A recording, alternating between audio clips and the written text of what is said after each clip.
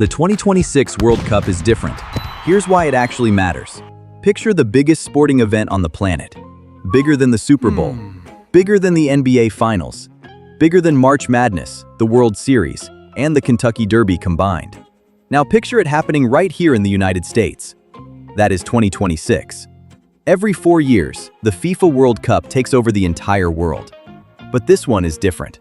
And if you live in America, whether you follow soccer or you have never watched a single match in your life, this one is going to affect your city, your neighborhood, and your country in a way no sporting event ever has before.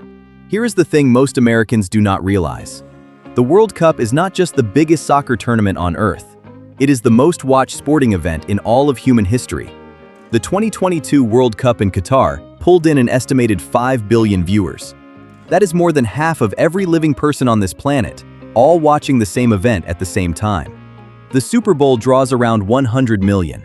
The World Cup draws 5 billion. Let that sink in. So what makes 2026 different from every World Cup that came before it? 3 things. Where it is being held, how many teams are competing, and what it means for the United States right now.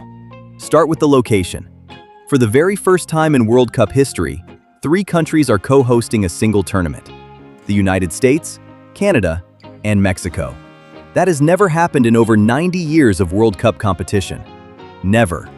And it is not just a symbolic thing. It means the tournament is being spread across 16 cities, including New York, Los Angeles, Dallas, Miami, Boston, Seattle, San Francisco, and Kansas City.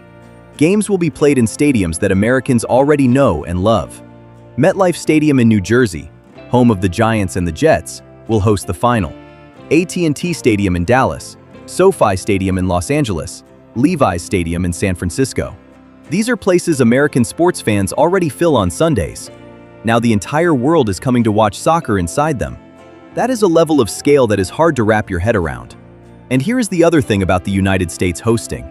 We are not scrambling to build anything. Qatar spent over $200 billion constructing stadiums and infrastructure from scratch.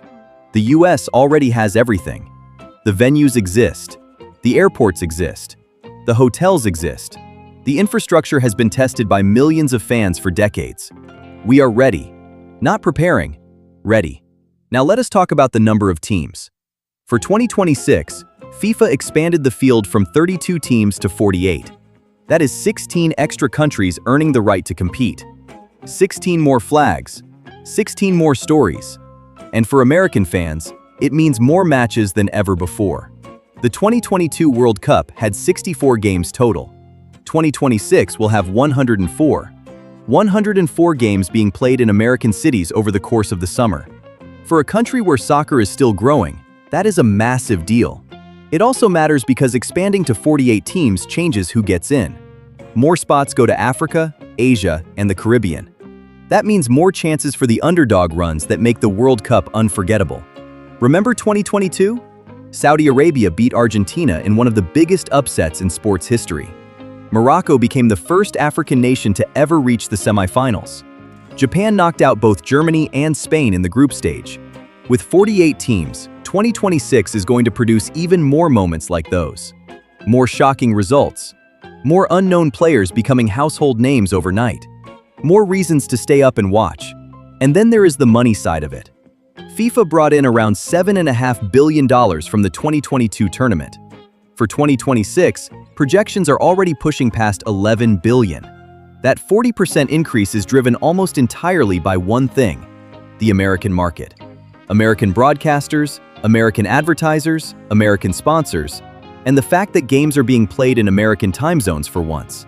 No more setting alarms for 2 in the morning. The games come to us this time. That also matters for soccer here at home. Major League Soccer has grown dramatically over the past decade. Attendance is up. New teams keep launching. Young Americans are growing up playing the game at levels previous generations never did. And 2026, held right here in the United States, could be the tipping point where soccer stops being the sport America is still figuring out and starts being the sport America fully owns. We have been building toward this since 1994, the last time the US hosted. Back then, the country did not even have a professional soccer league. Major League Soccer launched the very next year, partly because of the energy that tournament created. Now, 30 years later, the World Cup is back. And the country has changed completely. On the competition side, the heavyweights will all be there. Brazil, Argentina, France, England, Germany, and Spain are always in the conversation. Argentina arrives as defending champions after an emotional 2022 victory in Qatar.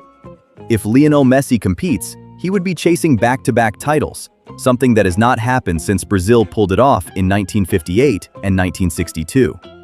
France will be hungry. Germany is rebuilding. England will do what England always does, which is convince itself that this is finally their year.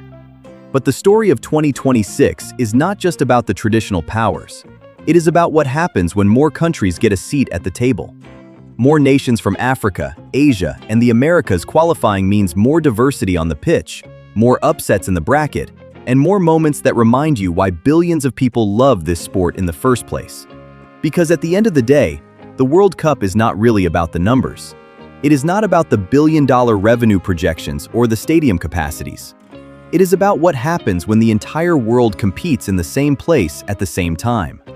It is about the player from a tiny nation who scores the goal of his life in front of 80,000 people. It is about the upset nobody saw coming. It is about the moment that stops your city cold and makes everyone look up from their phone. And in 2026, all of that is happening here. In American stadiums, in American cities, with American crowds. So whether you have been a soccer fan your whole life, or whether you have never once cared about the sport, pay attention to 2026. Because when the biggest event in human history lands in your backyard, you are going to want to know why it matters. And now you do. If you liked this video, please don't forget to like, subscribe, and comment down below. Hit that notification bell for more. See you on the next one.